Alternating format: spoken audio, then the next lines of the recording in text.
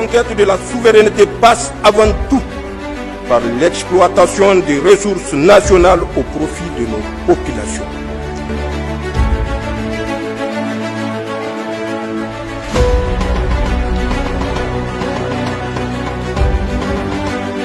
Nous y reviendrons dans notre édition de demain. À présent, le bulletin d'information des forces de défense et de sécurité, bulletin qui résume les différentes interventions opérées sur l'ensemble du territoire national par les unités des forces de défense et de sécurité déployées. Un résumé des opérations menées sur le terrain à date du 3 au 5 avril 2025. Dans le cadre de l'opération NIA, menée sur la rive droite du fleuve Niger, les forces de défense et de sécurité poursuivent leurs efforts sur le terrain et obtiennent des résultats encourageants. Ces derniers jours, plusieurs actions ont été menées avec succès, contribuant au renforcement de la sécurité et au soutien des populations locales. Le jeudi 3 avril 2025, vers 18h30, une patrouille des forces de défense et de sécurité, opérant sur la base de renseignements précis, a procédé à l'interpellation d'un individu circulant à bord d'un véhicule suspect sur le tronçon Toro-Niamey. L'enquête a rapidement établi qu'il s'agissait d'un membre influent du JNIM. La fuite du véhicule a permis la découverte d'une arme à feu, plusieurs téléphones portables ainsi que d'une importante somme d'argent de 5 32 900 francs CFA. Selon les premiers éléments, cette somme était destinée à l'achat de matériel logistique au profit du réseau terroriste. Les investigations ont conduit à la localisation d'un jardin appartenant au suspect dans le village de Boborgou. Ce lieu servait de base arrière et de refuge temporaire pour les groupes armés opérant dans la zone. Il s'y déroulait des activités de ravitaillement en vivres, en crédits de communication ainsi qu'en vêtements, notamment des pailles noires destinées à leur camouflage. En face de ce jardin, un stock important de pâtes alimentaires entreposé dans une école a également été découvert. Ce stock était destiné à approvisionner les groupes criminels stationnés dans la région. Le suspect est en outre fortement soupçonné d'avoir participé à l'enlèvement de 2 véhicules de type Yass survenus la veille, mercredi 2 avril 2025 à 19h entre Makolondi et Niaktiré en complicité avec d'autres membres actifs du réseau. Le même jour, une autre patrouille menée en périphérie de Makolondi a permis de détecter un engin explosif improvisé placé sur l'itinéraire des forces. Grâce à la vigilance des éléments engagés sur le terrain, le génie militaire est intervenu rapidement pour procéder à la neutralisation de l'engin, évitant ainsi une potentielle tragédie. Le mercredi 2 avril 2025, vers 13h, 3 individus armés ont fait irruption dans le village de Garbangou, situé non loin de Makolondi. Après avoir tenté de tirer sur la population sans succès, ils ont violemment agressé 2 adolescents qui ont été ensuite pris en charge au centre de santé intégré de Makolondi. Avant de prendre la fuite, les malfaiteurs ont également endommagé le château d'eau du village, perturbant l'approvisionnement en eau des habitants. En signe de solidarité à la population de Fambita, profondément meurtrie par les événements du 21 mars dernier, une activité civilo-militaire a été organisée le vendredi 4 avril 2025 dans le village par les forces engagées dans l'opération NIA. Cette initiative a consisté en une distribution de vivres au profit des habitants, accompagnée d'une séance de sensibilisation sur la cohésion sociale et la collaboration avec les forces de défense et de sécurité. À travers cette action, les autorités réaffirment leur engagement à protéger, mais aussi à accompagner les populations dans la reconstruction du tissu social. Fambita n'est pas seule. Ensemble, nous faisons front pour que plus jamais l'horreur ne prenne le pas sur l'espérance. Dans la région de Dosso, dans le cadre... Le ministre des Affaires étrangères de la coopération des Nigériens à l'extérieur, Bakariaou Sangaré, que vous allez suivre en partie magazine de cette édition.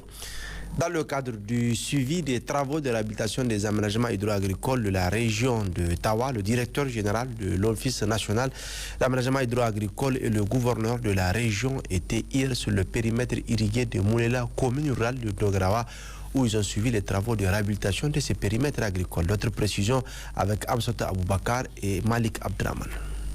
Dans le cadre de la lutte contre l'insécurité alimentaire et nutritionnelle, le président de la République, chef de l'État, le général d'armée Abdraman Chani, a au lendemain de sa prise du pouvoir initié un vaste programme dénommé Grande Irrigation. C'est dans cette optique que Tawa a bénéficié de la réhabilitation de 3 aménagements hydro-agricoles, à savoir le périmètre irrigué de Anekar, de Brnoukwani et celui de Moulela, en pleine réhabilitation, objet de la visite du gouverneur de la région, colonel-major Omar Tawaye, et du directeur général de l'ONAHA, lieutenant-colonel Bilali El Gamboubou, structure en charge de la réhabilitation de ces ouvrages. À Moulela, commune rurale de Dograwa, les travaux avancent à pas de géant et selon les techniciens, tout sera prêt avant la saison hivernale, à la grande satisfaction des responsables de la mission. Et le premier constat que nous faisons, c'est un constat de satisfaction. Un constat de satisfaction parce que nous sommes venus trouver un terrain totalement changé par rapport au premier constat que nous avions fait quand on était arrivé. L'ONAHA a fait un travail formidable et nous profitons de cette occasion pour vraiment remercier son Excellence le Président de la République, chef de l'État, le général d'armée Abdraman Chani et son Excellence Monsieur le Premier ministre qui vraiment ont pris des décisions très courageuses. Les décisions qui ont été prises de faire des aménagements au niveau de toutes les régions sont des grandes décisions. Et aujourd'hui, c'est devenu réalité.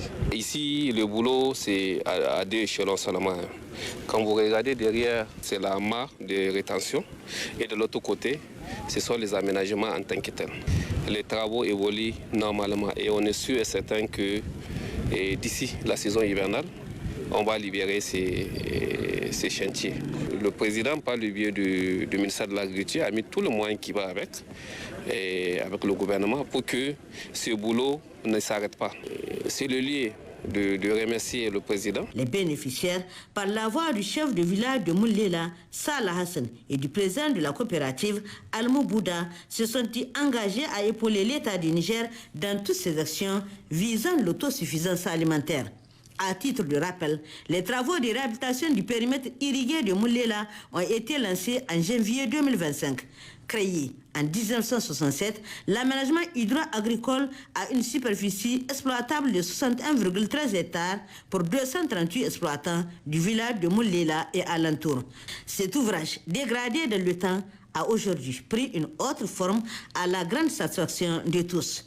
Comme spéculation, il cultive le sorgho, la patate douce, le blé et pour l'avenir, il compte expérimenter le riz et bien d'autres céréales.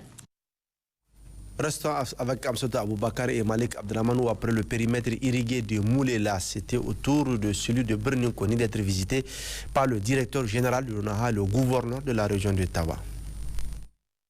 L'insécurité alimentaire et nutritionnelle au Niger, une bataille à laquelle les autorités nigériennes se sont livrées au lendemain des événements du 26 juillet 2023. Le général d'armée Abdraman Chani, soutenu par le peuple nigérien, a initié le PGI, Programme Grande Irrigation.